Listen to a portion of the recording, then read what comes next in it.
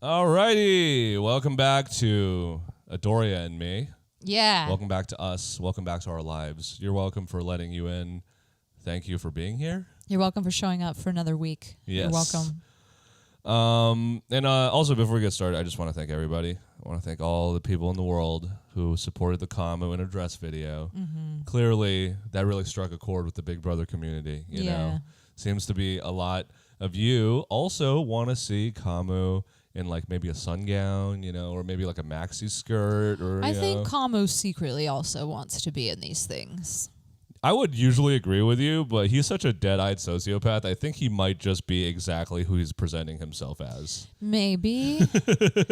Maybe. I don't think there's like any overcorrection happening. But it is a spectrum, and I do think everybody deep down just wants to be pretty. That's true, man. He did have some good moves during that disco challenge, so maybe he does have a little bit of Welcome back to Sooki Sooki, the world's first Big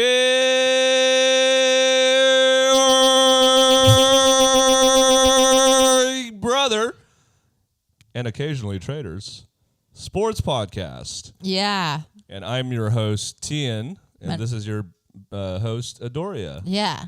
And we're back with another exciting week of Big Brother. Sorry, I keep cutting you off. It's fine. You can speak now. I'll stop speaking for about 2.5 minutes, and then it'll be my turn again.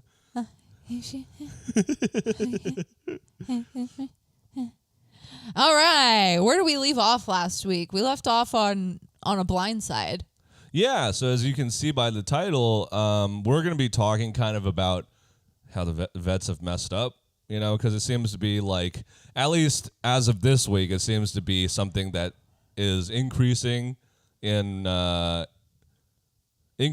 mental capacity for all the house guests. Like, they're all thinking about the vets a lot more, you know? I think that the house guests, like the vets had a really easy beginning, which we'll obviously get into. Yeah. And so I think they just got a little bit comfortable, and now we're at like week 5 or 6, and the other people who didn't know anything about this game now have like 5 to 6 weeks of experience, so they know a little bit more, and they're kind of like, oh, let's look over there at those 3. Yeah, and there's a little bit of a evening of ability happening where it's like a lot of the newbies, quote unquote, although they've been on other shows and, you know, have done TV in various forms, they were new to the Big Brother game.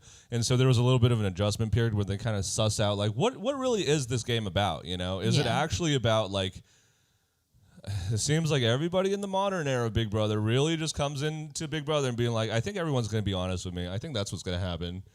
Everybody tries to be honest, and I can't really blame them, because I think if I were a player, I would probably try to lie as little as possible, or just try to like withhold a lot of information, so that way I'm like, you know, you just don't want to talk too much in the Big Brother house. No, facts, 100%.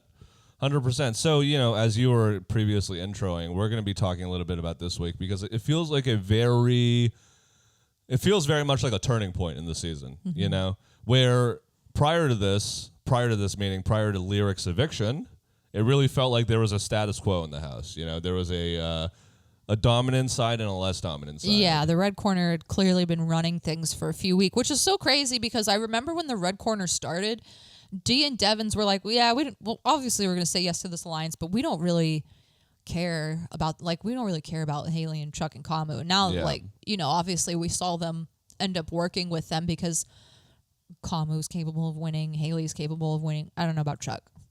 Yeah, I think the whole time Kamu was really like the prized free agent that everyone wants to wedge out from under that alliance, more so than, you know, like no one really values any other member of the alliance besides Kamu.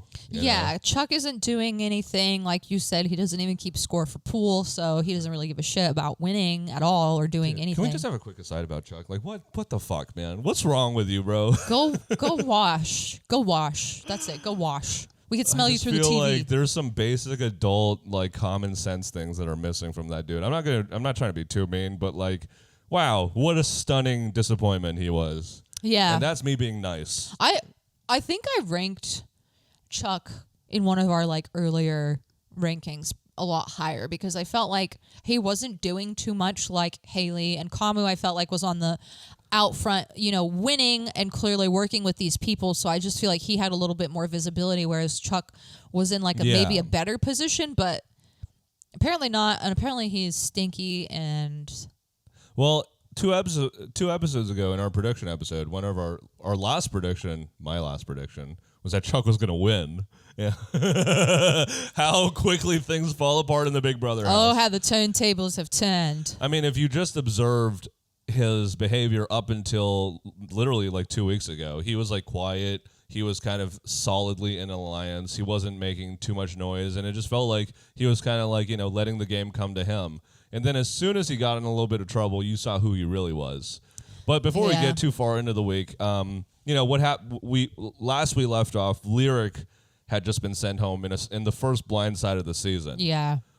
And, she's happy. She's very happy to be with Rome. They've already met up. They're going to get married tomorrow. Yeah, probably have babies and stuff already. By Sunday. By Sunday, yeah. The babies will be born by Sunday. Yeah, because they have to be in time for church. Yeah, exactly. And they're going to have a great time collecting Pokemon cards as a family. And, so... not good riddance, because she wasn't like a mean person, but I just feel like she played her game a little bit messy. I just feel like she wasn't doing anything. Like she was, like, this might sound really mean and harsh, but I feel like she was a waste of airtime. Like all we saw her do was be in a showmance and then like try to pivot to all of the other guys, which is like a very valid strategy. Yeah. I don't blame you, but it ended up biting you in the ass because everybody was like, oh, you can't even commit to the guy that you said he loves you. Yeah, it's a little tough, man, because like, what was she supposed to do in that situation? It seems like she... Stay with your allies, at least, who had your back. Even though... Yeah, for sure. I just mean like with the Rome thing. Like, I don't blame her for flirting with the dudes. Well, maybe it's just been smarter about it. Or if you are going to get into an alliance, into a showmance that early, don't start telling everybody that you're broken up, because clearly we saw that you weren't, and I feel like that also made people not trust her. She is a case of like, sometimes in Big Brother history, somebody will over-lie because they're really good at lying. She's a case of like, she's telling too many lies and she's not very good at lying. Yeah, she's like, I'm totally I'll put up the vets. And like, I didn't even, like, Roman and I only kissed a couple times, but Kamu, you're such a godly man. Yeah, and Kamu is like, okay, I don't feel anything. I'm just going to smile and pretend like I feel things. Yeah. The smile's not going to my eyes, but they can't really tell. They're stupid like that, Yeah, he's like, they don't know. They don't know. They don't know how many I've killed. Anyway. With my bare hands. Kamu's kind of Anyway, enough about Lyric. She goes home, and that leaves us in a very precarious place in the house, both for the vets and for the non-vet Red Corner members. Yeah, because in the last episode we had talked about how much the vets had done to swing the vote in the last like few minutes of last week. Yeah. And then immediately Lyric goes home and it's like, oh, what happened? Everybody's lying. Yeah, and so immediately they have a lot of explaining to do, Yeah. And some handle it better than others. Namely, Dee and Devins, they kind of just play it off, wait for the actual... Devins and Barrett, sorry to cut you off, no, go were ahead. So funny because, okay, so Dee and Angela were like, we're going to lie and say that we didn't. And then Devins and Barrett were just like, we thought that's what you wanted us to... What? We thought that's what... you didn't want that? Oh, man. I thought we hated her. I thought you hated her because she likes Kamu and her flirting sometimes. I thought you didn't want... We're helping you. Since we brought up Barrett, never mind. We'll get Barrett. to him later. We'll get to him later. I mean, read June Song's Twitter if you want to know how me and her feel about him. Yeah, you guys have a lot of similar feelings about Barrett. Anyway, so we head into the week, and it's like, I mean, honestly, best case scenario for Melody and crew, Yeah, and this week is about to be a turning point in the game because Lyric just went home. So the side that has been in power just realized, we don't actually have as much power as we think we do. Maybe some of our allies aren't actually our allies. So this week is really important because this vote could have been for nothing. If they just get power again, then they're able to just keep doing what they've been doing. It's really like, I'm really like trying to root for the other side to get this win. Yeah, I mean, I have a rooting interest in the other side too, but so immediately a couple important things happen. Angela lies to Kamu. I mean, they both lie, but Angela clearly has had a tough time lying in the past, has a tough time keeping secrets. So you can already kind of tell, like, she's sitting in the background just being like, stewing stewing in her own guilt. You Yeah, know? she's like, my face is melting off. Chuck, I miss you bad. I have no problem lying to you, Chuck. I don't know what it is about these kids. Yeah, I have no problem lying to the people I love, but everybody here, these are real relationships. Yeah, so I could tell that something was going to go awry for the veterans. I mean, I had been on the train of like, they're doing too much. They're doing a lot of unnecessary things, which, by the way, is our discuss. We're going to be talking about that later, about some of how the vets have fucked up. And I've been on the train of like, okay, you were in such a great position that didn't dictate that you had to make any moves. You know? I think the difference between the vets and everybody else is everybody else feels like, you know, they're like, this is my first chance at like changing my life. Yeah. So they have like a different level of desperation. Whereas even though like Angela is coming for redemption, I feel like all of the vets are like, we're just here for fun. Yeah. And for good TV. And I think that is kind of rubbing other people the wrong way because they're like, well, we're not just here for fun. Like, we need this money, actually. Yeah, absolutely. I mean, I think I was going to say that, like, everyone else is in survivor mode, whereas I almost feel like that helps the vets. You know, they have a little bit of a compartmentalization that allows them to. I feel like Kamu's the same way, where it's like, oh, I've done other stuff. I've been on UFC. Like, you know, like, there's more to life than Big Brother, and I'm not going to take it too seriously. And I think that he helps just wants them, to win stuff. And that helps like the people who feel that way to make rational decisions in moments of high emotion.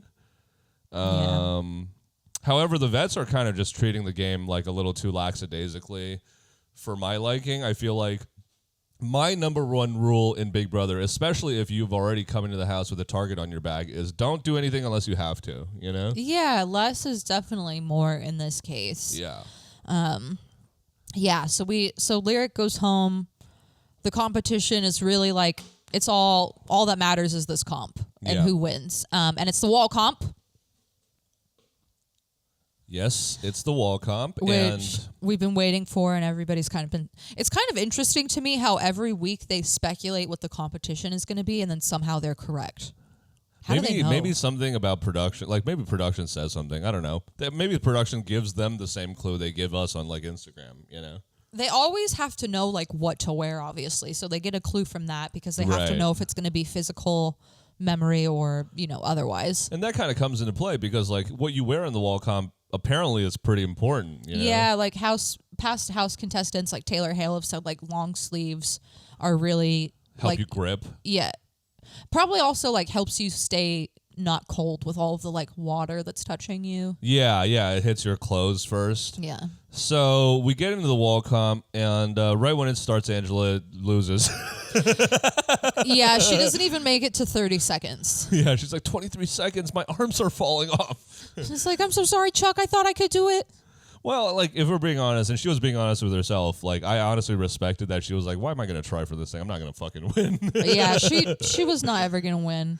Also, you're right. Like, they do pee on themselves in that comp. I was like, there's no way. Like, they're only up there for, like, wait, you can't hold it for, like, an hour, 32 hours. It's probably the combination of them having to go and also the massive strain they're putting on their bodies. Yeah, and also it probably doesn't help having a bunch of, like, liquids spewed at you because then you're just, like, covered in liquids, thinking about liquids, and then you were right. Lala did pee on herself. Oh, really? Yeah, she peed on herself. That's crazy.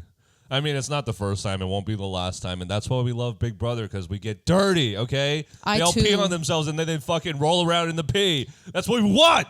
I, too, hope to one day be on Big Brother where I can pee on myself.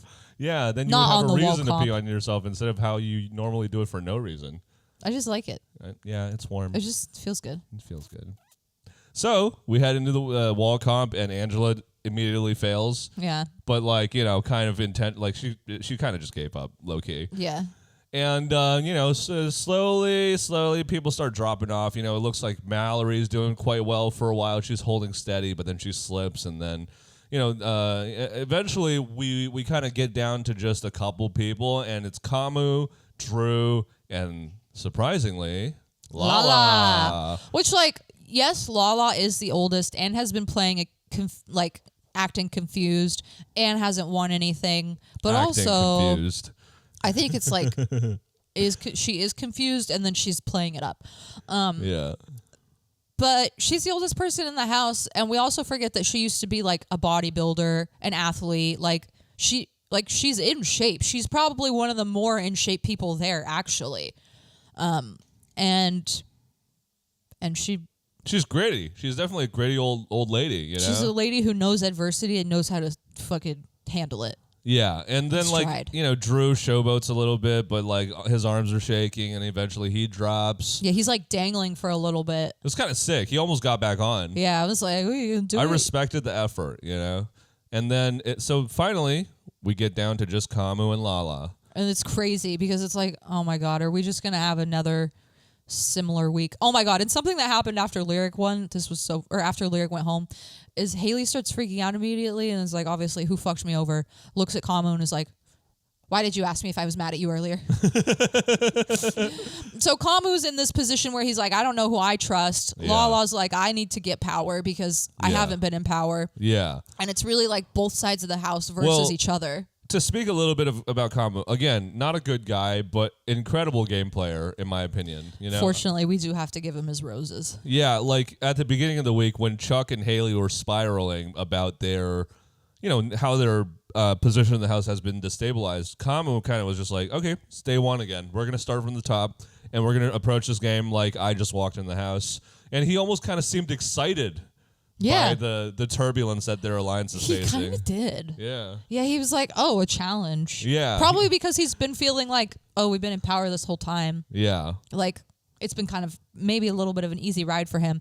And honestly, while he's up on that wall, and I wouldn't have guessed that Lala won, even with her resume of physicality that she has. I think everybody in that room, everybody at home, everybody who wasn't privy to the information from the live feeds, beforehand, was thinking Kamu was going to win. He looked like he was having like a very easy time of it. He even said it. He was like, I think I could go all night. Like, I feel pretty solid. Yeah. And Lala started crying. Yeah. I mean, she was probably like reaching her limit by the time let's just give it away. Lala wins. Yeah, Kamu reaches lets go of one hand to adjust or something, and then he slips and he falls they're off. blasting them with slime and soap and whatever else. Like it's very easy to slip in that competition. So, it did feel like Hubris brought him down a little bit, but he did his best. Yeah, and he was a good sport about it. Like he wasn't like, I lost to a woman. No, he was very sweet. He put a towel around Lala and congratulated him. Like on the outside and how he treats people in the house, besides Jason, he seems to be like a stand-up dude. But we know that to not be the case. Yeah, we know who he is on the outside. But anyway, enough about Kamu. Lala wins, and she is the oldest winner ever of the wall comp, and she's like fucking bawling, and it's actually such a sweet moment because it genuinely just felt like somebody, overcame a huge mental hurdle almost. Yeah, it was good to see her. Like, she hadn't been winning, and I'm sure there's part of her that's like, it doesn't hurt her to not win because nobody is really expecting her to win. But I'm sure there's part of her, like the athlete in her, that's like, oh my God, I haven't won anything yet. Yeah, there's like a competitive side of her that's gone like unfed this entire time. And you can see the emotion just boiling out of her, especially because, for weeks and weeks and weeks now, for 4 weeks now, she's been getting jabs thrown at her from Haley. She's in this house where the stress is incredibly high. So it just felt like all that tension was released in that moment. And it definitely felt like everybody was happy for her despite them not getting the HOH, which was a really sweet moment. Yeah, so she got HOH. Immediately the other side is like biting their nails. Haley looks at Angela and she's like, I'm good, right? Because I didn't put her up. Like, I was nice and stuff, and I didn't put her up, and I'm good. And every day is so hard in here for me. Haley's so fucking funny, dude. Yeah, and so Lala's closest ally in the house at this point is Taylor, and for all intents and purposes, we everybody, including us, have treated this week as Taylor's HOH week. Yeah, and Taylor said it in the beginning. She was like, I'm obviously going to tell Lala what to do, but I want everybody to know that this is her HOH week. But, the amount, if you really wanted people to think it was her HOH week, then you would have spent less time in that HOH room. I think there's no way for her to get people to think that it was going to be Lala's HOH week because of how much, like, Lala, here's my opinion on Lala. I think she did watch from season 2. Just because you watch Big Brother doesn't necessarily mean you're going to adapt well to the game while you're in it. You know, there's certain personality types that do better than others. Like, people with, like, flexible morals do great in Big Brother, you know? I think some people just go in and they're, like, not willing to not be themselves. Exactly. And like, that does make good TV because I don't want to see a bunch of inauthentic bitches on TV. But also, like, it makes you seem like you're not willing, like you said, to be flexible and adapt to the game. And, you know, she clearly has, like, a mindset of who she wants out this week going into it. 100%. I mean, there's only been a handful of good examples of people who've been calculated in their persona on Big Brother and have also provided good TV. One of whom being Dan. Yeah, exactly. Immediately thought of Dan. Will Kirby also. Yeah. He's kind of just being himself, but there is there's a layer of artifice about Will that isn't there for a lot of the contestants this season. You know. Yeah. And so, Lala wins. We get to the noms, and at this point, we know Lala's number one op is Haley. Yeah, it's been Haley. Yeah. And yeah. Haley's like, I didn't put you up, so we're best friends, clearly. Yeah, she was like, I don't like you. I don't like anything about you, but we're friends because I never put you up, so therefore I'm a nice person. You owe me. You owe me money. Yeah. You owe me all your money. She's like, you owe me your life in this game, motherfucker. She was like, I didn't put you up as a have-not as one of the reasons why she shouldn't be put up. Anyway, we get to the noms. Yeah. Lala is just like radiating joy and power. Lala's HOH speech was perfect. She didn't miss a beat. Yeah. She was like, Haley, Chuck, fuck you. Barrett, pick a side. She was like, Haley, Chuck, you guys are a strong couple. Time to split you guys up. Barrett, you're a little rat bitch. I don't like you. Your mullet's weird. Fuck you. Your tattoos are performative. Oh, wait, that's just what I feel. Sometimes it's hard to separate, you know what I mean? But she was like, Barrett, you're playing both sides. Time to pick a side, bitch. And it was just like everything she was saying was snappy, quick to the point, and clearly drew a line in the sand in the house, you know? It's so funny, too, because immediately after, Haley's like, I haven't had one easy day in here. I went from being the princess to the peasant, and I hope you guys aren't recording right now, because respectfully, I would like to put on makeup. And later on, she was like, I feel like I'm homeless. I wouldn't be surprised if she had said that to an actual homeless person in real life. I feel like that's something she would do. Yeah. Not to put that on her, but she's just like so delusional. I mean, put that on her. She's proven herself to be a pretty fucking annoying. I mean, in the HOH position that she had, she looked at people who had been suffering for weeks and went, I've been having the hardest time in here. Yeah. She's clearly incapable of seeing anything from anyone else's perspective, but that's why she's so funny. Angela was pregnant with her 2 seasons ago. Yeah. Somebody online said that Haley had just entered. Haley's trying to go pro in victimhood, but Angela's a 5-time Olympic champion at victimhood. You're not going to get more victim than Angela. Yeah, so... They're victim in different ways. Definitely different ways. Angela's more a victim in a way you can sympathize with, you know? In a way that it forces you to sympathize with because you get exhausted and eventually you're like, oh my God, lady, you're just such a fucking mess. I feel bad. Yeah, she plays up her emotional instability and her age a lot more. And Haley is just like, she doesn't really have a reason, you know? She's like, I'm young and hot. Good things should always be happening to me. Exactly. Hers is entitlement. Angela's like... hers is true victimhood, whereas Haley's is like more entitlement than anything. Every time Angela cries, it's so funny. I'm sorry. It is so funny. Jason! Reminds me of like a baby crying, you know? Maybe she's Benjamin Button. So she's like 5 right now? She's 5. She's 5 years old. Chuck, you got some splaining to do. Chuck. What's going on, Chuck? All right, that's kind of a gross joke. But anyway, let's move on. We already told you the nominees. It's Barrett, it's Chuck, and it's Haley. Mm-hmm. Yeah, and Haley is definitely the target this week. Yeah. Coming off of last week, everybody's like, just get her out of the house so we can all, like, function again. She's just a dark cloud on the house. Yeah. And there was a couple of different, like, crash outs that happened. The most important of which is... that one's after the veto, isn't it? I guess we could talk about it now. No, Haley and Chuck confront the veterans, and then like they blow up at everybody before the veto, like right after the noms. Are you talking about the gym fight or a different fight? Because I'm pretty sure the gym fight happens after. Not the gym fight, not the one where she's screaming at Angela. Maybe I'm confusing everything. Anyway, lots of fighting this week. You seem to like know it better, so I'll let you. I remember the gym fight. I think the gym fight is after they pick the veto players, but before the competition actually happens. Which it was hard. No. I'm talking about the fight where Chuck and Haley were going around asking who lied.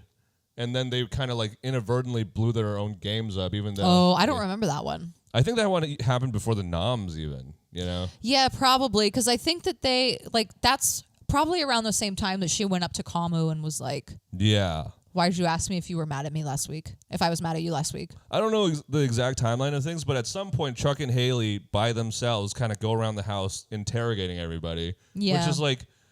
Dog, keep the main thing the main thing. Your job here isn't to be the most right or to know everything that happens. Your job here is to stay here. And that's not helping your case in staying here by interrogating everybody and acting ultra paranoid. I understand, because right now the most important thing for you to do is just like reassess your game and gather information, because clearly the information that you had, which is who your allies were, is not correct. Those are not your allies. So I understand why they're interrogating people, but I just feel like Kamu had the right mindset, which is honestly like it made him suspicious at first. He was like, I'm not really going to investigate. I'm just going to I just have to keep moving on. Like this thing happened. It's bad. And now I have to figure out how to like recalibrate in the game and like keep going and not. Because Kamu was at the bottom of our list last week around the same area as Chuck and Haley, because they had just been blindsided and not included in that vote. So obviously you're at the bottom of the totem pole. And that made Kamu seem suspicious, that he was just like, I'm not going to focus on this. I'm just going to this is day one, like we said earlier. His reaction lost him trust from his old alliance, but it gained him some trust from the new alliance, because they're like, oh, he's not pressed, you know? Like, yeah. The first thing he said to Lala, or I forgot who he said it to, but was like, oh, I'm not panicking. I'm fine. Yeah, and something that he also pointed out was he's like, people have been associating me with Chuck and Haley the whole time. Like, we've been in a trio. I know I'm at the bottom of this trio, and like I don't like right now the only thing I need to do is separate myself from them. Yeah. But they just like tightened up and were just like Haley and Chuck. I think that's what really hit them, was they just like came together. It just seemed like they wanted to air out their grievances more than they wanted to stay in the house. That's what it felt like at the beginning of the week. Haley just wanted to yell at somebody. Yeah. And be like, she was so delusional too when it first happened. She was like, there must have been a power, because because how would they not do with the HOA? Like, you have no power after that second after the veto ceremony is done. Yeah. Like, you have no power. She was like, I couldn't have played poorly. It must have been a twist. She was like, there must have been a power of some sort. Oh my God. All right, well, we're spending a lot of time on this week, but let's speed up to the veto. And the veto, it's Lala, Haley, Chuck, Barrett, Kamu D, and it's the you basically have to remember the correct path. It's a memory game. Yeah, it's like a dance memory tile game. It's the one famously won by Keanu last year when he just walked slow as hell like the Terminator. Oh my God, that was so scary. And Tucker the previous year. Yeah. So this is kind of like one of my favorite comps. It always feels like it happens in a pivotal moment in the season, and it always feels like someone important gets it, you know? Yes. Oh, also, I don't know if we mentioned the time capsule. I don't know when in the week it happened, but it went to Mallory, which was so great for Mallory, because she was like, oh my God, thank you, America. I feel so good in my body. And she got a punishment. And she got so good in my body. What? She's just like, did she take ecstasy? She just like feels good in her being. Like, yeah, you know? It's fucking taking Molly in the back. Because she knows America loves her. Loves that little turtle lady. I love that beat. I love that beat. So she gets a punishment. She gets the Adam and Eve punishment. Famously, we saw on season 16 with Caleb and Victoria, who hated each other. Hilarious. She picks Mallory, or Mallory picks Melody. It's so funny because she immediately comes out of the diary room and she's like, who wants to see my Adam and Eve costume? And Dee's like, oh my God, you guys look so cute. They cut to Haley, and Haley's like, I'm supposed to be the hot girl of the season. What's going on here? Why didn't they punish me? Haley thought that she... Oh, no, wait, that's later. Okay. Anyways, yeah, so the veto competition happens. And Barrett does pretty good.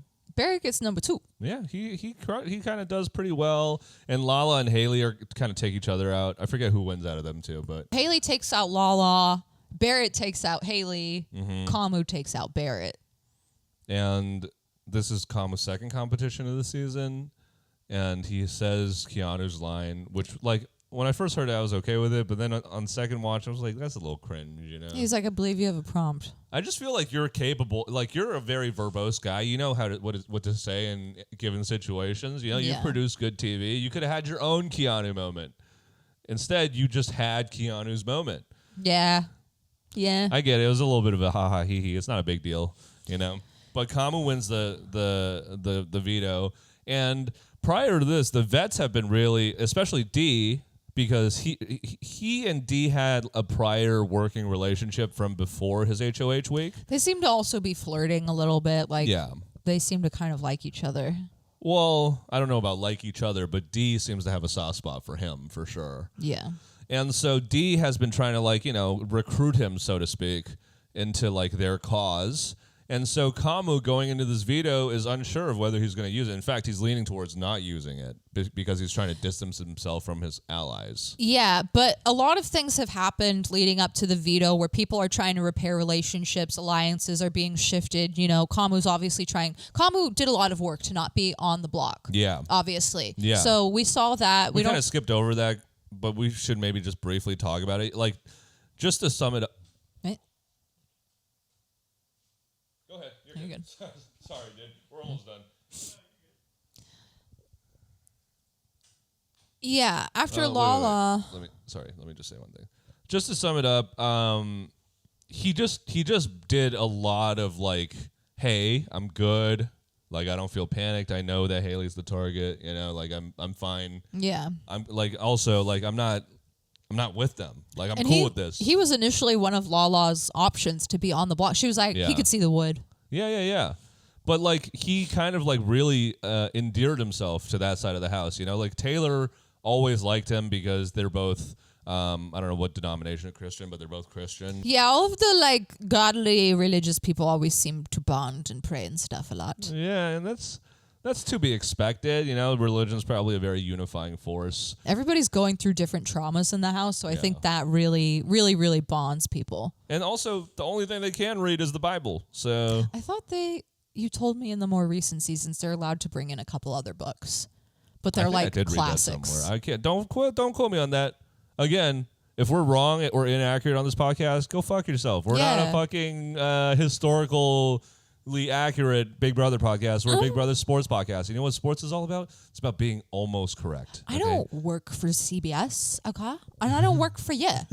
Yeah, literally. So you could go fucking Google it and do the research on your own like a real human being. Yep.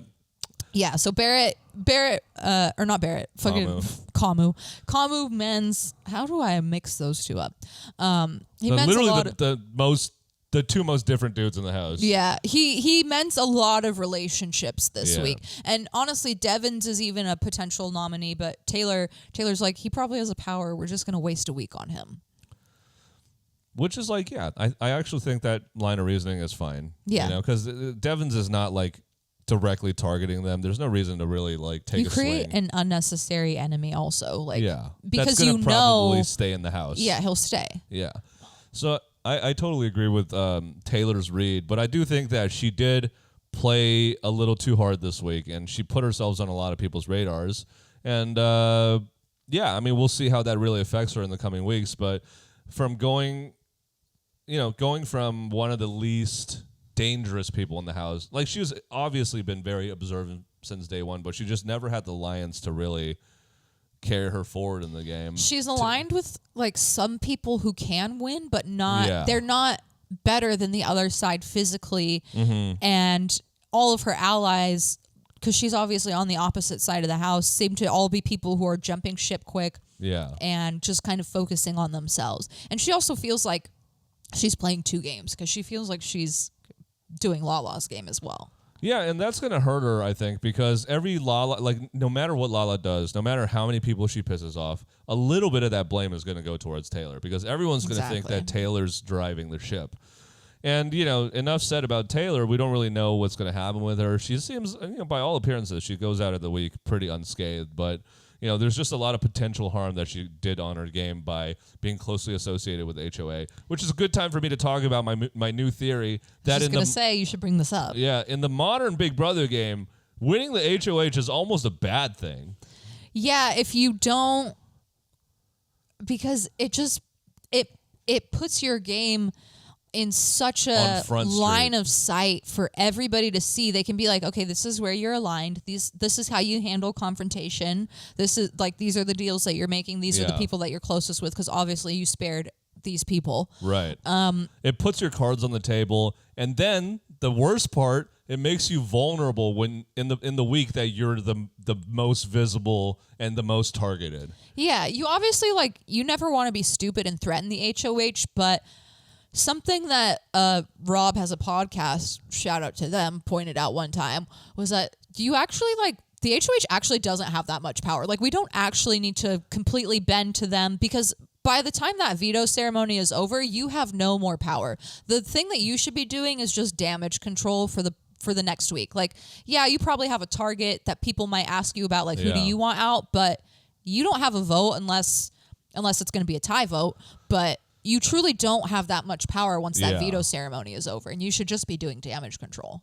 That's kind of what you have to think about in the modern Big Brother game, especially with the blockbuster. The HOH is even more devalued, Yeah. Over the years, the veto has kind of become the golden thing to get every week, because that also guarantees you safety for the week. Yeah. However, it's a bargaining chip you can use in a much more crucial part of the week, which is eviction. Yeah. Yeah.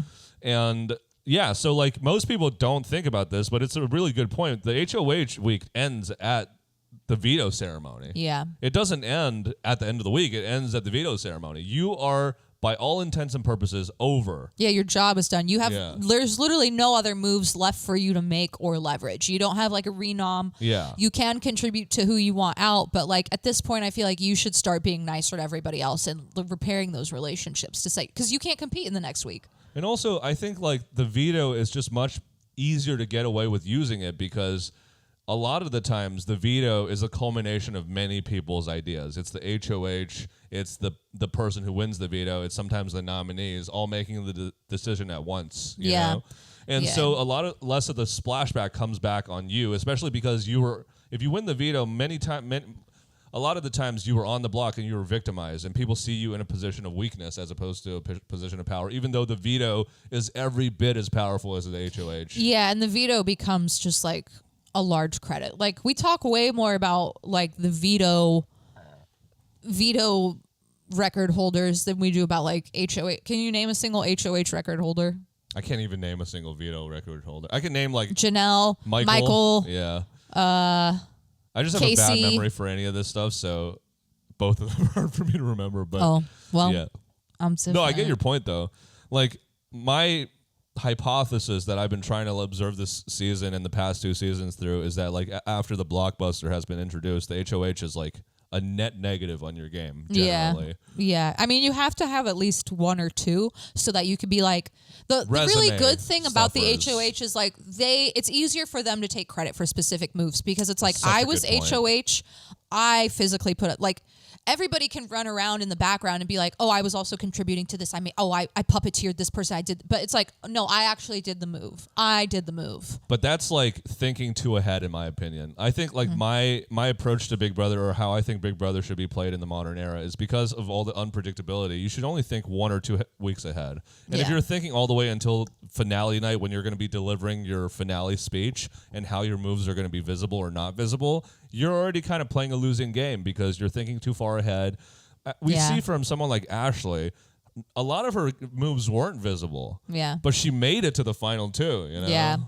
Honestly, that's a good point that you bring up. You should only be focusing on 2 weeks at a time, because that's something Kamu has exactly said. He's the only weeks I'm going to focus on are the week that I'm currently in and next week. Yeah.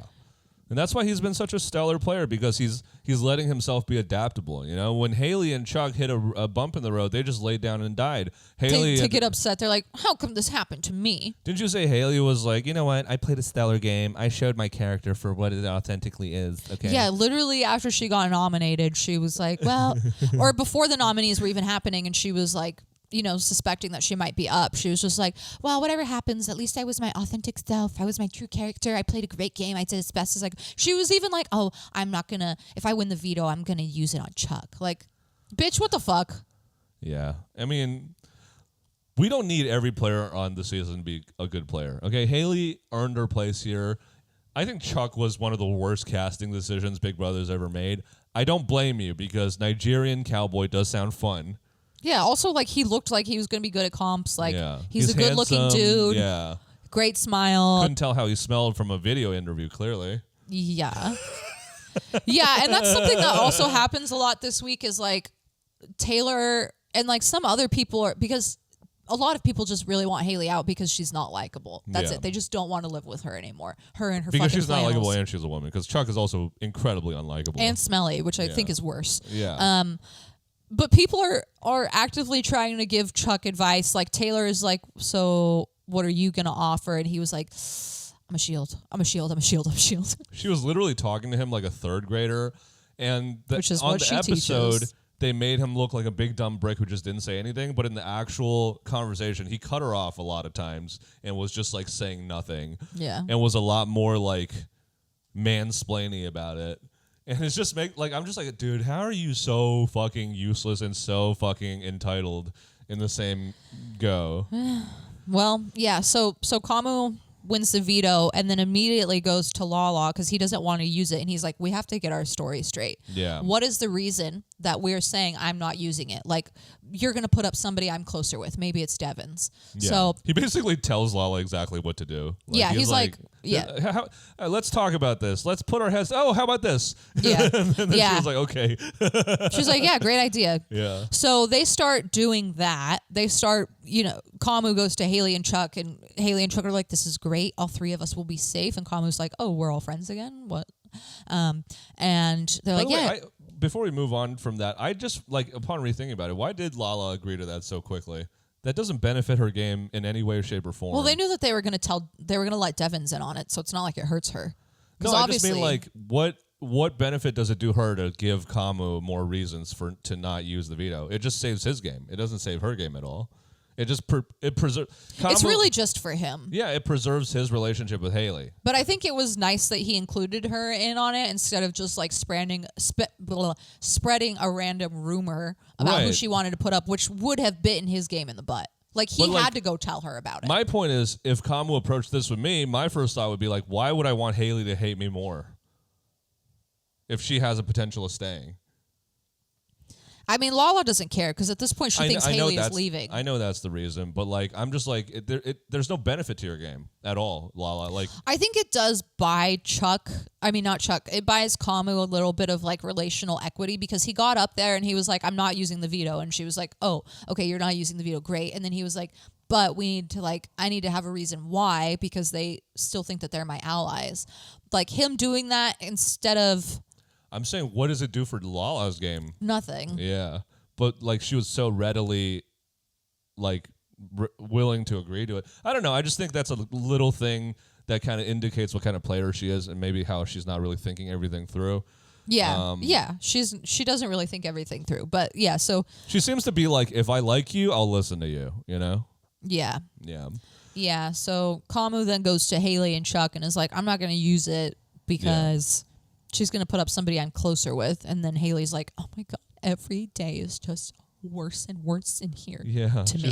She literally said, I've had the worst time since getting in this house. Yeah, so the noms stay the same, which is the first week that's happened. So this will be the first week that the renom does not go home because that's how it's been going. And here's a shocking statistic. This is only the second time in the Blockbuster era during the Blockbuster going on where the veto has not been used. Yeah, because it seems like a lot of people use that as people have the mindset of I don't want to give my target two chances, so they're never actually putting their initial target up. And That's also why the veto is so good. It's the week basically starts at the veto. Yeah, and also just because of like how much changes by the time the blockbuster happens, like it makes it so a target is never really fully settled on. Yeah.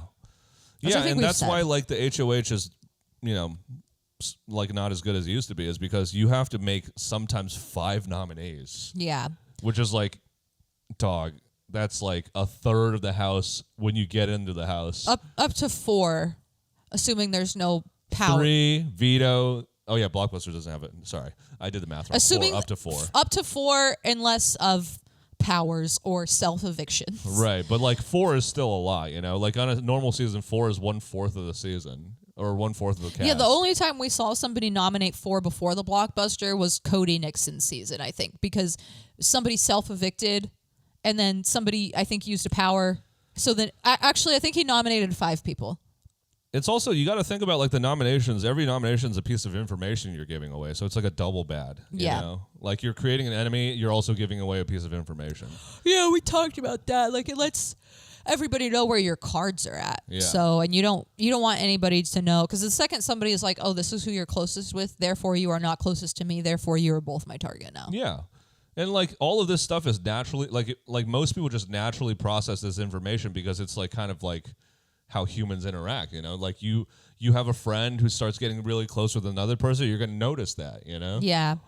Yeah, so the blockbuster happens. It's a knockdown ball challenge, so great for Haley, and she wins. Yep. And Chuck goes home, and don't ever cast anybody like that again, Big Brother. That was, I think, and this let us know down in the comments if you like to see this video, but I think at some point we're going to rank our least favorite Big Brother cast members of all time, and he's pretty high on my list.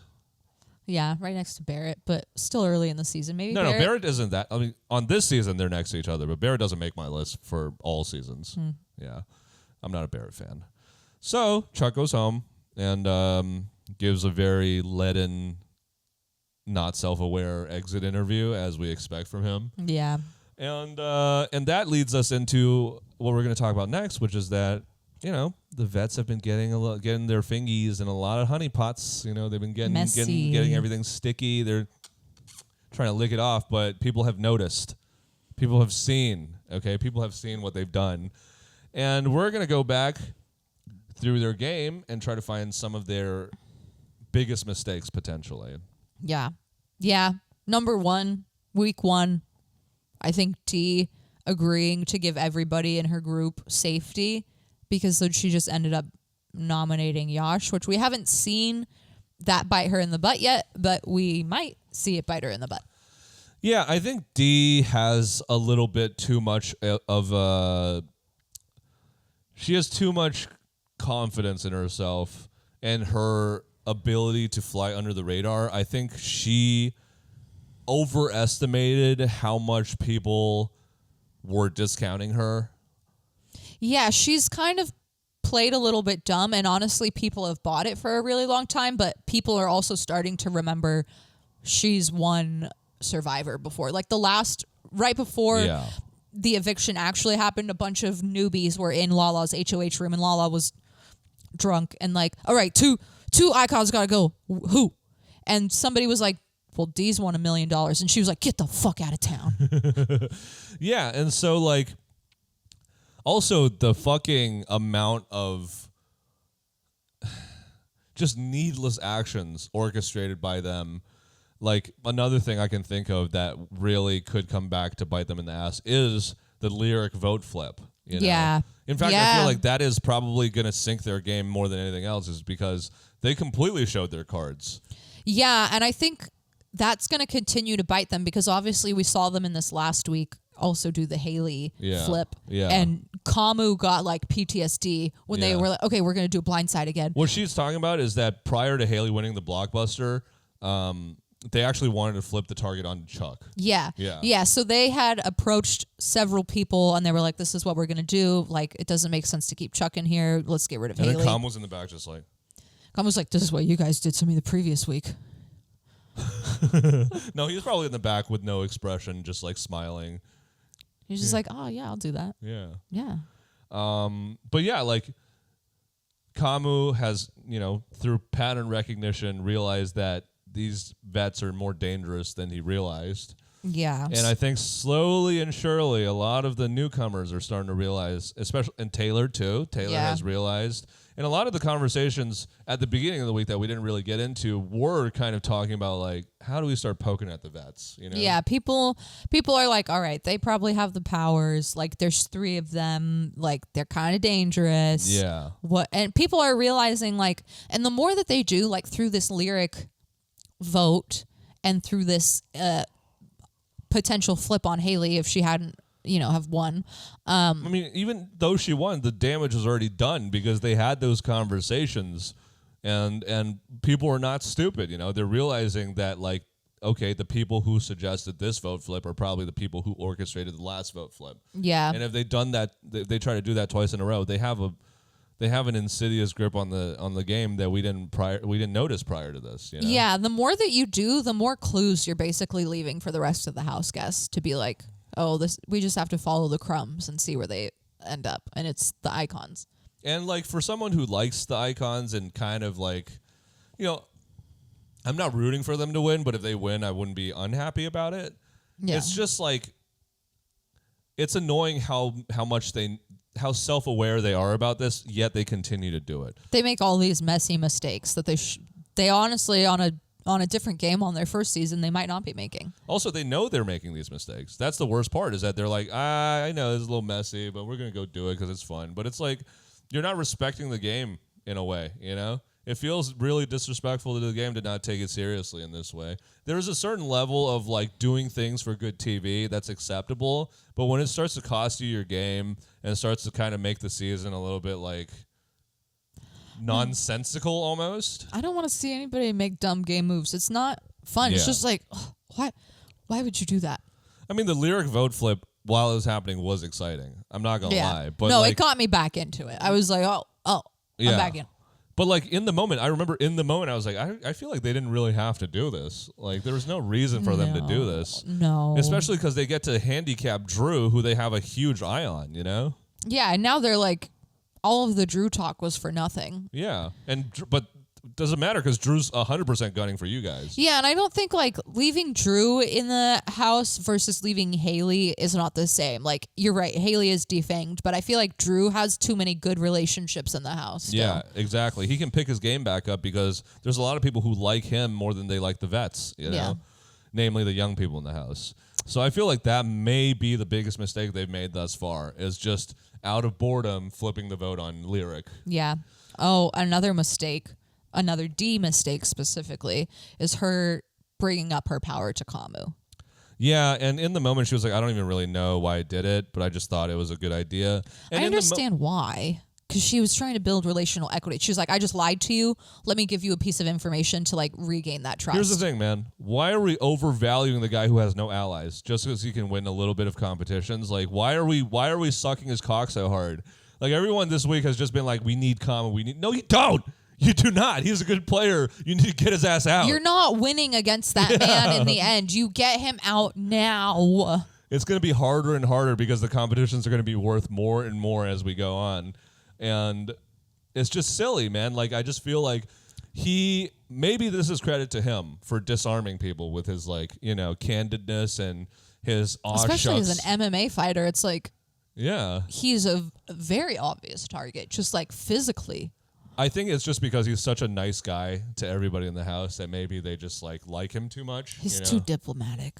He is very diplomatic. He would make a good politician as much as we don't need him to be in politics. Please don't. Yeah. Kamu, I know you're watching. Don't be a politician. Put on that dress, Kamu. Put that dress on. Put that dress on. Put the dress on. Put on your stockings. You want to be pretty. Put on your stockings. Send me some photos. Yeah. I think that, it hasn't really hurt her yet. But it might. But Kamu is also one of those guys who just feels like he's not tethered, like he's not going to let a showman's tether him down. Yeah. And I do feel like there's a little bit of, like, flirtation going on between them, and maybe D is a little bit more invested in the situation because of that. Kamu has also told Haley that he likes D, which is like, stop telling Haley stuff about other girls. She's going to kill them. Yeah, it just felt like not necessary. Like I felt like Kamu's not in a position of power. It should be him offering stuff up to try to get in your good graces, not the other way around, you know? Yeah. Yeah, I think... Oh, we didn't really talk about the gym fight, but I do feel like the gym fight... Oh, we should talk about that. Yeah, we never talked about it. The gym fight... Okay, we can just talk about it now. Yeah? Yeah, so the gym fight happens because of the lyric flip. Everybody's lying. Nobody knows who's telling the truth, and it starts with Haley, Chuck... D, and I think Kamu all in the gym, and they're talking. They're just trying to figure out, like, who lied. D had actually talked to Lala and a few other people earlier about, like, okay, I'm going to approach Kamu. I'm going to tell him I lied, but I'm still going to say I didn't lie to Haley and Chuck. I don't care about them, but I'm just going to talk to Kamu. So that's what this kind of starts as, and then everybody starts arguing, and then Kamu gets up and brings in Angela. I think Yash joins at some point. He literally gets in the DR. He was like, I think we need to throw some gasoline on this fire. Yeah. Yeah. And like, as innocuous as that moment seems in the first, like when it happened, like just, okay, he's trying to like, stir some shit up for like fun stuff. It actually made a big deal. It made a big difference in the week. Yeah. Yeah, because Haley and Angela got into it pretty big, and Angela was like, you fucking goddamn fucking bitch, goddamn bitch, you're such a bitch. It's a crazy overreaction. Just to be like, oh, I lied to you, but also like, fuck you for lying about me. She was like, it was so funny. She was like, I lied, and I'm so sorry, and I lied well, and I can't handle it, and like, I'm not even gonna cry. I don't want you to feel bad for me. I'm not gonna cry. It's bullshit. Yeah. And then Haley is like, what did you tell me about D? And she was like, what?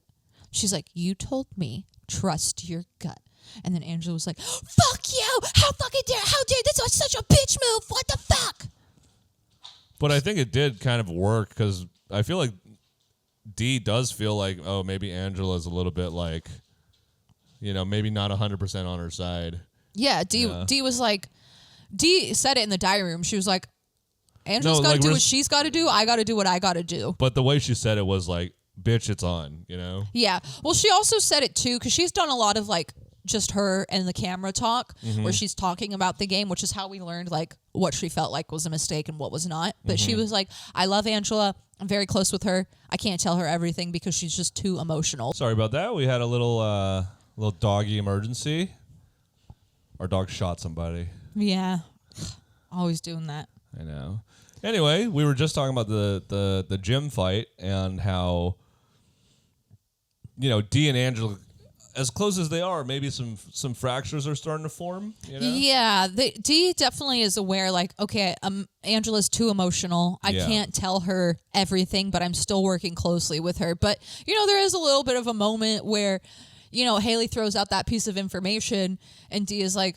Oh, bet. D is like, Angela has to do what she has to do. I'm going to do what I have to do. Yeah, and she was definitely a little bit like, oh, like...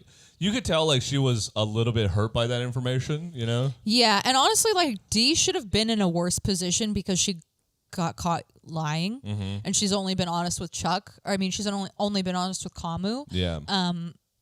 But Angela blowing up like this has put most of the heat, I think, on her in this situation. Yeah. It's another Angela's mistake. I feel like that's another one of the vet's mistakes, is just, like, not even letting Angela letting herself blow up because of her need to be honest. Girl, we're in Big Brother. It's okay to lie. It's fine. You can bounce checks. It's okay. It's the BB house. I can't imagine being in my 50s crying over a relationship with like a 30-year-old. I'd just be fucking embarrassed. Yeah, she just cares too much about these relationships. She's like, these are like these are my people. I know, it's kind of gross. Anyway. The only people whose opinions that you should care, like opinions about you that you should care about, are like yourself. Yeah. And maybe like your family. Yeah. And your partner. I mean, this is a good advice for anybody at home, okay? Maybe it sounds a little autistic, but never let somebody else change how you feel about yourself. Yeah. Yep. Angela. So that blow up was definitely a huge stain on the veterans' name, and it also kind of created some stress within the Veterans Alliance themselves, Like now there's a little bit of distrust, because even if Angela is, saying putting her guns up and saying like, I didn't say that. It's your word against hers. Well, eventually Haley is like, yeah, you didn't say that exactly. Oh, but she did? Yeah, she's like, but that's how I interpreted what you were saying. Oh, okay. Well, that probably helps her out a little bit. I think it will hurt Angela, though, because people are going to be like, okay, we can't really work with her because, like, even though she's done a lot of work to show that she's a different person, different player, she's still, at her core, is that same person and player. Yeah. I think a lot of the vets' mistakes this season could just be nailed down to indecisiveness, really, because like the whole lyric vote flip thing, it's like, why would you like go out of your way to make Drew feel victimized if you weren't going to take him out? I know, it's like, what was the whole point of you like hanging Drew and Melody over the fire just for you to do this and like not take out one of his allies? Okay. Yeah, you let them remain strong while giving them more of a reason to come after you. When you already thought he was a threat, now you made him more of a threat and you kept him in the house. Like, what sense does that make, really? They thought that they were like rebuying relational equity with both of them. Like, oh, we keep you both. You're welcome. You're our friends again. But it's like, he's always going to remember that you did that. Yeah. And that you were like spearheading that. So exactly.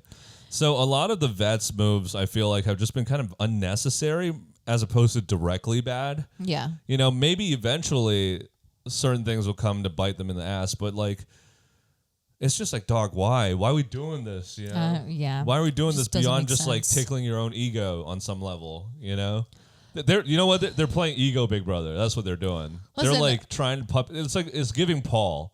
It's giving Paul. It's giving us good TV, but like I also do want to see good and smart gameplay. Yeah.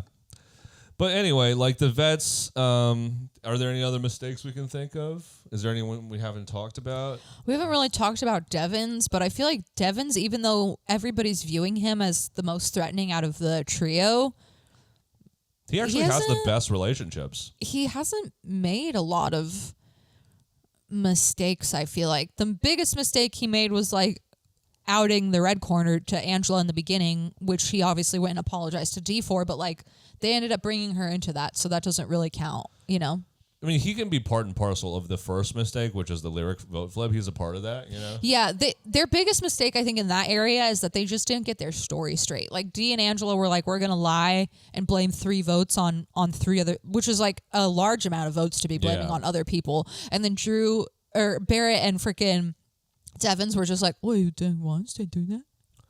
Yeah, I don't know. I don't know who was right in that situation. I mean, Rick has played a decent game, and I feel like, yeah, you're right. He's pretty mistake-free. I can't really think of anything, even though he is the biggest target, but I think that's just because he's a dude, I think everybody, like, sees him as, like, an authority figure. Like, he's the trusted adult of the house. Yeah, people seem to be talking about him a lot, like, talking about him and talking to him. Yeah. He has good relationships with a lot of the power players in the house. He's close with Kamu. He's close with Taylor. He's close with Lala. No, actually, I don't know if he's close with Lala. He seemed like he was at one point, but maybe not as much. I mean, he just seems like a nice guy who's well-liked by everybody, really. Yeah. So that makes him dangerous, and I think that people realize that makes him dangerous. Yeah. But he hasn't really done anything excessively bad. He's just been kind of, as weird as it is to say, like, he's kind of been on the sidelines, Yeah, the last couple of weeks. Like he hasn't really made the decisions that led to the huge events in the house. He's just kind of corroborated them or been on the sidelines looking at the fight, Yeah. Yeah. During his HOH week, did he fuck up?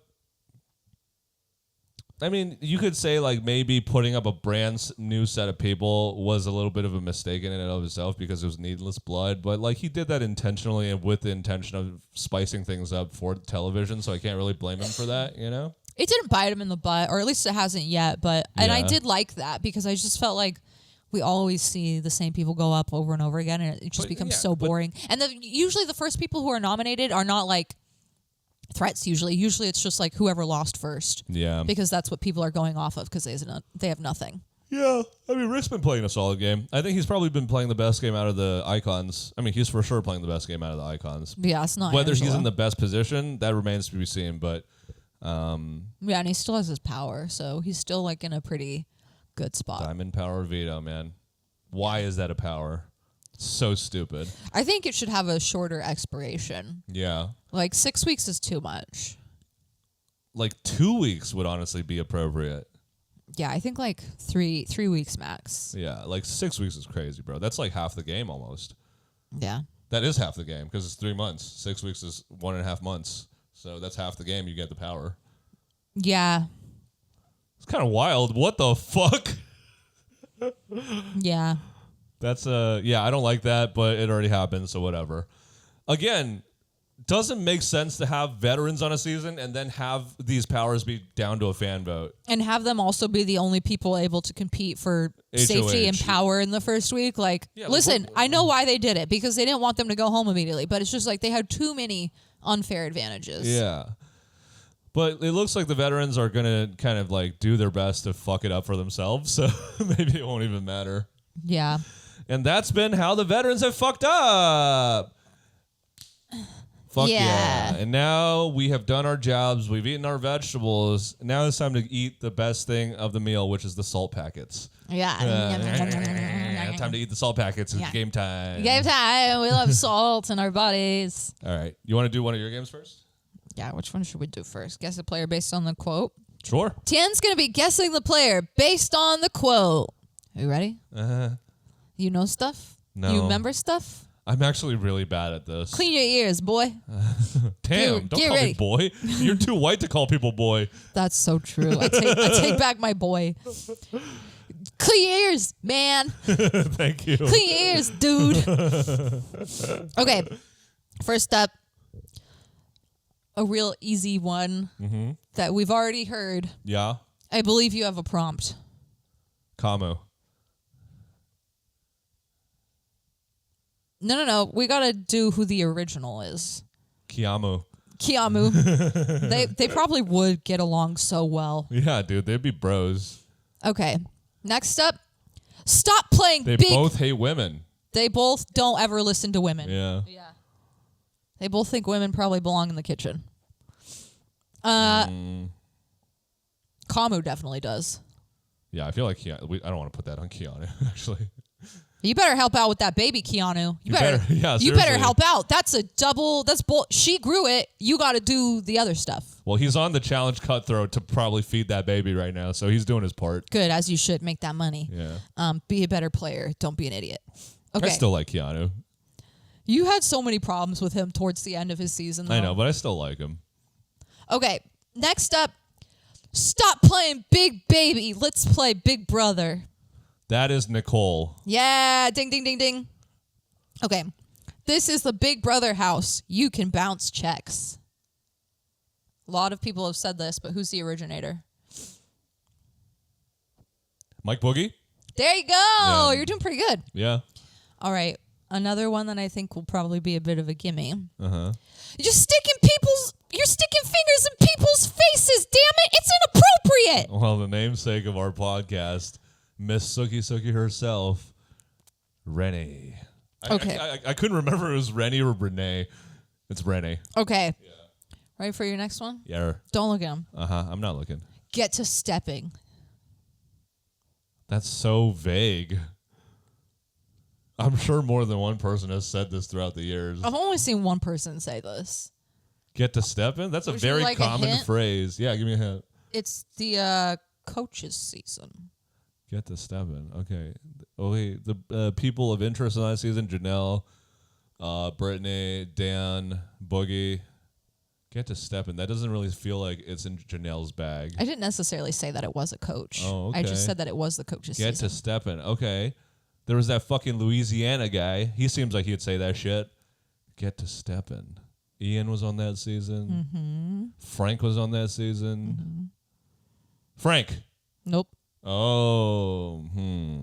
I'm glad I got you a hard one because I feel like you've been getting the last few. You've gotten too many so far. It's time to stump This you. one, okay, this one is just way too vague. Give me another hint. You owe me 2 hints for this one. I'm entitled to 2 hints. I'm entitled.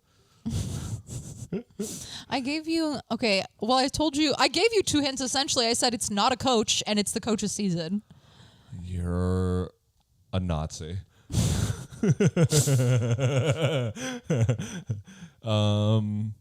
It's not a coach. You're allowed It's to not give Frank. up also if you think No, that you're no, a no. weak piece of shit who No, can't think hard enough and remember things. no. It's not a coach. It's is it who's that guy who won all those comps? Is it Shane? Nope. That's my second guess. Get to step in. It's not a coach. It's not Frank. Is it that Louisiana chef guy? Nope. Who is it? It is Ian on Mike Boogie's way out. He said, "Get to step in." That okay. I'm fine with missing that one. Okay, I'll give you an easy one so you can feel good again. Build up your confidence. Ready? My confidence is not shaken by that. Incredible Harry Potter. Game of Harry Potter. God, what was his name? Fuck. Is it Connor? No, you're so close though. What was his name? Fuck. He's actually been brought up on this season because Chuck said, "I would like to model my game after him." Okay, that makes a lot of sense. Corey. Yeah, ding, ding, ding, ding. Harry There Potter? you go. Harry There you Potter? go. Incredible game of Harry Potter.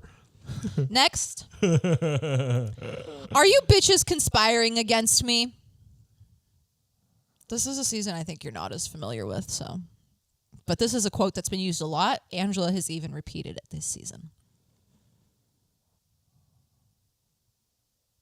I'll give it to you if you can just guess the season that it's from. 15? Nope. Can I have a hint? It's in the 20s. Are you bitches conspiring? Is it season 20? Nope. You got one more guess. Bitches conspiring against me. Who would talk like that? It wouldn't be Saray. Felicia maybe, but no. She wasn't involved enough to say that. The cookout Tiffany wouldn't have said that. Oh God, who is this? 23, 24. Taylor wouldn't have said this. Taylor definitely wouldn't have said this. No, and the bitches were conspiring against her the whole time.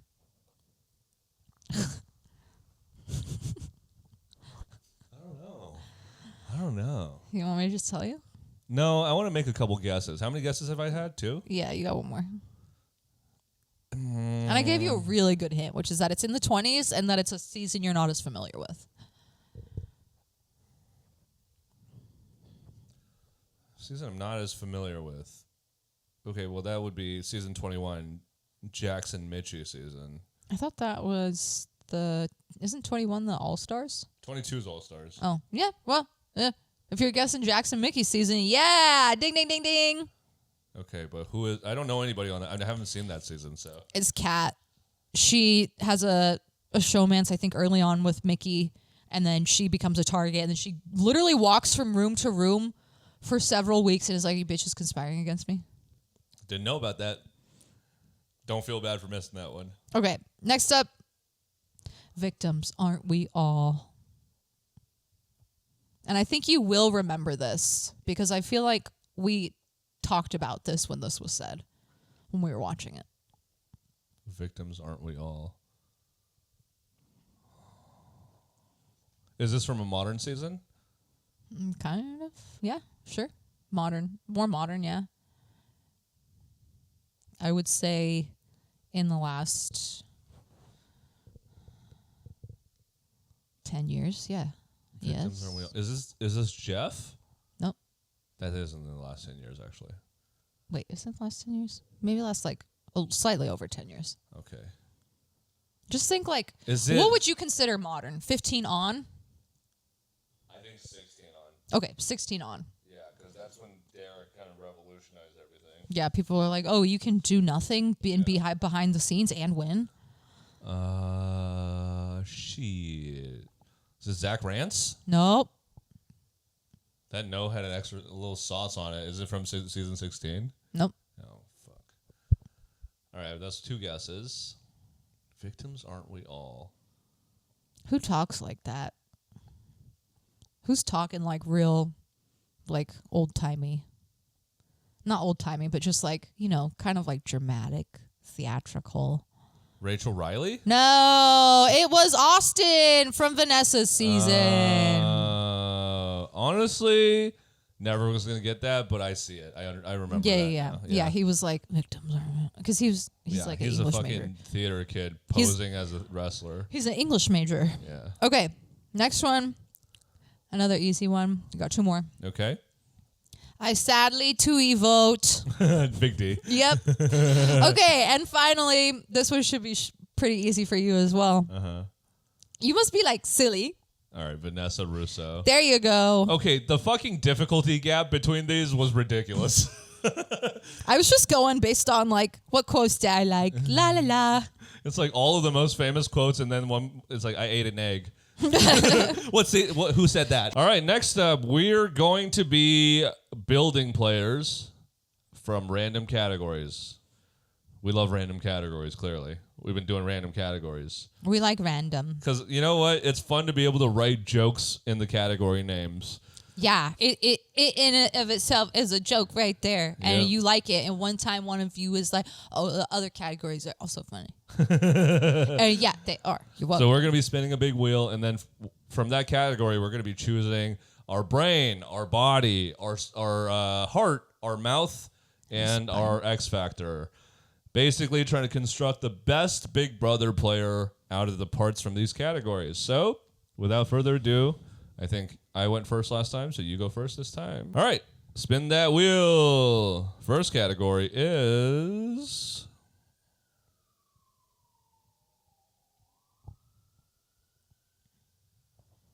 comp least.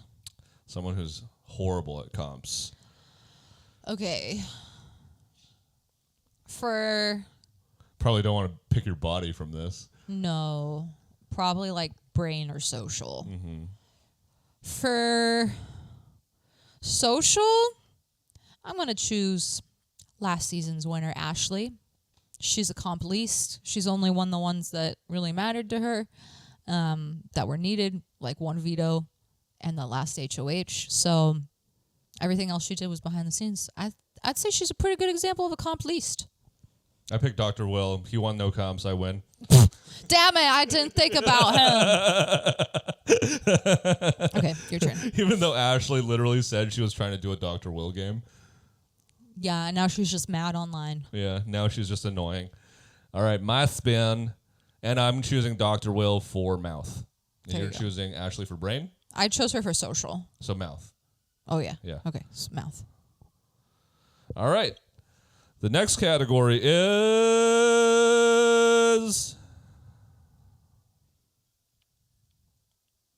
Where's the arrow? Oh, production's pet. Well, you know what that means. Yeah, production's fave.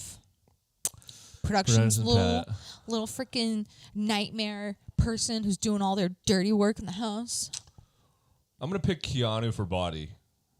You'd say he's production's pet? I feel like they were giving him comps that he could win. They so he could stay definitely- in the game longer. And they definitely knew how popular he was because he won America's favorite player by 60% of the votes. Yeah. What'd you pick him for? Body? Body, yeah. Production's fave. For brain, for production's fave, I'm going to choose Paul. Ooh. You 'Cause think I- he was production's fave? I think production loved him enough to have him on twice in a row. And I think he's true. very much a part of like the conversation. And I feel like he has kind of changed the game a little bit. Like he's been like one of the first of his kind of players that I feel like we've seen. Yeah. That's just like real nasty sociopath. Yeah, he's like a nastier Dan. Yeah. Yeah. Yeah. But now I love him because House of Villains. Live Paul, you're cool stuff now. All right, so Like you pick you. him for brain? Pick him for brain. Yeah, Okay, yeah. sick. Brain. So to remind you guys, for body I have Keanu, and for mouth I have Dr. Will. And That's I a dangerous combo, boy. I have Ashley for social, for mouth, and I have Paul for brain, and I gotta pick bald now.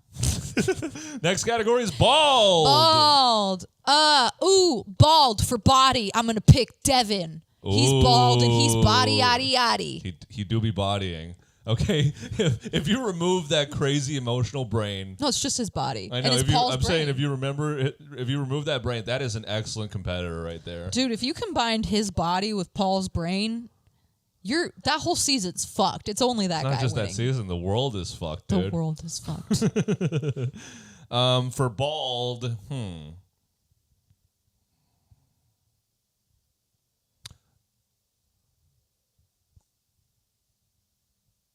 I have brain and mouth, right? No, I have body and mouth. I don't have brain yet. Okay, for brain, I'm going to choose Xavier. Pretty good. Yeah. Pretty good. I mean, sure, he didn't mastermind the cookout, but he was the ultimate beneficiary of that. He did a lot of stuff along the way to make sure he was the ultimate beneficiary of that, you know? Yeah. And he's a very intelligent person because he never returned. And Yeah. he has better shit to do with his life. Yeah, he's a lawyer. Yeah. And next spin. So I have Xavier for brain, Keanu for body, and Dr. Will for mouth. I have an all-dude alliance so far, or an all-dude player. We need to add some estrogen into the mix, I think. Here you go. Next category is Chemical X. And what better category to be picking my X Factor from? Chemical X. What this category means is basically the person who causes all the shit to start happening in the season, you know? And I'm going to pick Rachel Riley. Good pick. Good pick. Yeah. Good And pick. enough said. If you are watching these videos, you know Big Brother. If you know Big Brother, you know Rachel. The Red Queen. Yeah, remove. Okay, I have to do Chemical X. I still have X Factor and Spine. Or, no, heart. Heart. Yeah.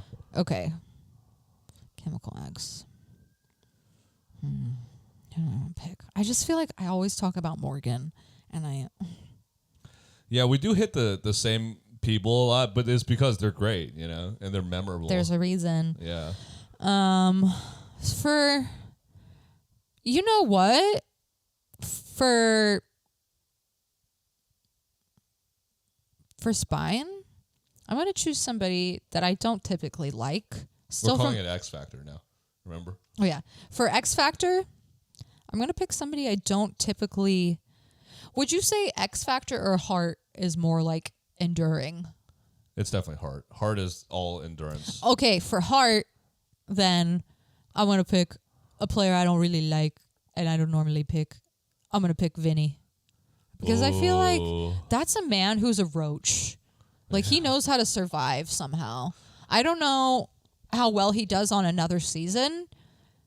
Because obviously everybody knows I'd like to see that. he weaponizes his tears, but somehow I think he could make it pretty far again. I feel like he probably can adapt his whiny game to. He's not a dumb person, and like throughout the season, he was like in the diary rooms telling us exactly what was going through his mind, and a lot of the reads were correct. You know. Yeah. So he's not like he won second place. He can't be a bad player. Yeah. And he did make it all the way to finale night, so you can't get more heart than that, I guess. That's my heart. And for X Factor, I have to pick. Did too Great. much. Did too much. There's so many of those people. You know what?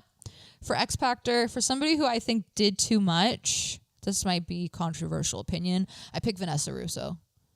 I feel like she did too much. She had like way too many HOHs in the beginning, which really highlighted what she was doing. And honestly, every time she got into an argument with somebody, she just cried. Yeah. And then was like, it's your fault that I had you made me put you up and now I'm crying about it. And by the end people were just like, oh, we don't really fuck with you. Yeah, and she was definitely very X Factory. Yeah, she's my X Factor. She didn't sleep for like a week straight. A poker player who doesn't have a good poker face. Yeah, I know, dude. What the hell? That's funny. That's All my right. gal. For my did too much player, it's going to be my heart. I mean, come on. I got to pick Angela. Who else has more heart and does too much more than Angela? We pick Angela a lot, but she's so applicable for all of these. Okay, she's a mess. She's great. She's awful, or she's great. She's terrible. She'll sell you a house. She's awesome. She's lovely. She sucks. She sucks. She's the worst. All right. That has been... Yep, that's been our draft. Or that's been our Build-A-Player. Hell yeah. Next up, we're going to be blind ranking Haley's worst days. All right. Are you ready to rank these? Are you ready to come up with another perfect list? In honor of Haley's extremely tough game so far. I mean, she's really had it tough, you know. She's had a really She's hard had time. it tough. No one's called her pretty in almost 8 hours. I know. She You know. hasn't gotten any sort of like slutty unitard punishment. And She can't no use her guys dad- like her except for Chuck. She can't use her daddy's credit card at the Big Brother commissary, you know. No. She can't use it to buy people off. No. I could feel it. I could feel that she's wanted to pull out her wallet many, many times. My daddy's a cop, okay? All right. Where is it? All right, hit me. We'll start off with a really early one. So early, she wasn't even in the Big Brother house yet. Mm-hmm. We're going to start off with Haley moving out of her parents' house and into her sister's house, forcing her nieces and nephews to leave. Oh, God, so hard for her.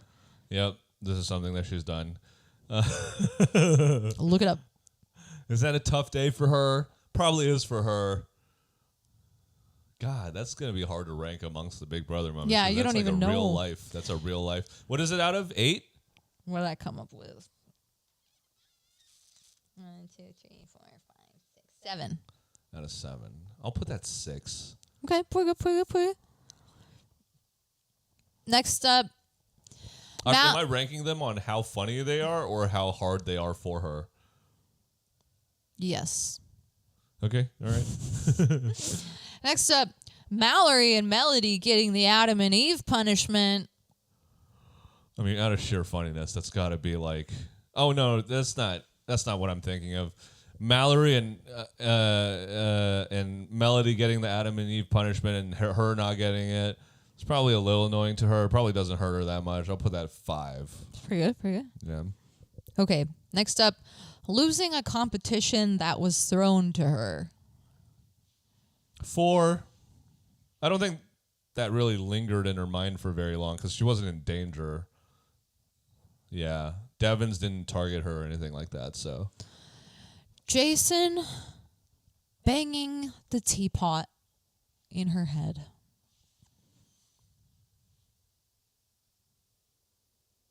That's probably like 2. Yeah, she was like, I swear to God, if he does it one more time, I'm actually going to do nothing. Yeah, that's 2. I'm cool with that being 2. Okay. Next up, Haley being blindsided and Lyric going home. That's got to be 1. I mean, that's the only real hard day she's experienced, so it's got to be 1. And just the expression will live on in Big Brother infamy.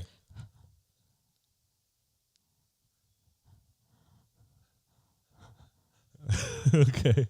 And finally, Haley on the block. What do you have left? Oh, shit, that might have been 1. I have 7. That's definitely not 7. Yeah. That's like 2 or 1. That's 1 or 2. Fuck. Well, now I'm having a bad week. Thanks a lot, Haley. Hell yeah. Glad I left that to the end so you can finally make a not fully perfect list. Yeah, and that's been blind ranking. But honestly, if you read through the list, the only thing that's not perfect is that Sin 7. Everything else is perfectly ordered. No, but you fail because you got one wrong, so you fail. All right. Well, good thing we're done. Yeah. With the podcast forever. I quit. Don't forget to like, comment, and subscribe even though the podcast is over. Bye. Bye.